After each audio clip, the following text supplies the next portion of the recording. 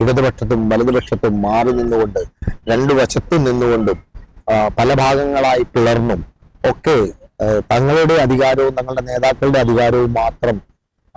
സ്ഥാപിച്ചെടുക്കുന്ന തലത്തിലേക്ക് കേരള കോൺഗ്രസ് പാർട്ടി മാറിയപ്പോൾ ഇതിനൊരു മാറ്റം ആവശ്യമാണ് എന്നുള്ള തരത്തിൽ 2014 കേരള കോൺഗ്രസ് പാർട്ടികളിലെ കുറച്ച് യുവാക്കളായിട്ടുള്ള ആളുകൾ ചേർന്ന്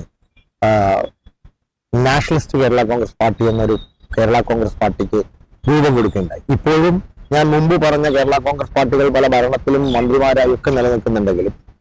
2014 നരേന്ദ്രമോദിയുടെ നേതൃത്വത്തിൽ നടന്ന തെരഞ്ഞെടുപ്പിൽ കേരള കോൺഗ്രസ് നാഷണലിസ്റ്റ് കേരള കോൺഗ്രസ് പാർട്ടിക്ക് കോട്ടയത്ത് ഒരു സീറ്റ് നൽകുകയും എൻ ഡി എയുടെ ഭാഗമായി മത്സരിക്കുകയും ചെയ്ത ഒരു രാഷ്ട്രീയ സാഹചര്യം പിന്നീട് അങ്ങോട്ടുണ്ടായി. 2014 ശേഷം nationalist Kerala Congress party N D എയുടെ ഭാഗമാവുകയും NDA എന്ന് പറയുന്ന ദേശീയ ജനാധിപത്യ സഖ്യം കേരളത്തിൽ വളരെ ശക്തമായ വേരോട്ടം നേടിക്കൊണ്ടിരിക്കുന്ന ഒരു ആനുകാലിക രാഷ്ട്രീയ സാഹചര്യത്തിലാണ് നമ്മൾ ഇപ്പോൾ നിൽക്കുന്നത്. അപ്പോൾ അതെന്താണെന്ന് വെച്ചാൽ ഈ കാലഘട്ടത്തിൽ ഈ NDAയുടെ ഈ മുന്നോട്ടുള്ള ഈ പ്രയാണത്തിൽ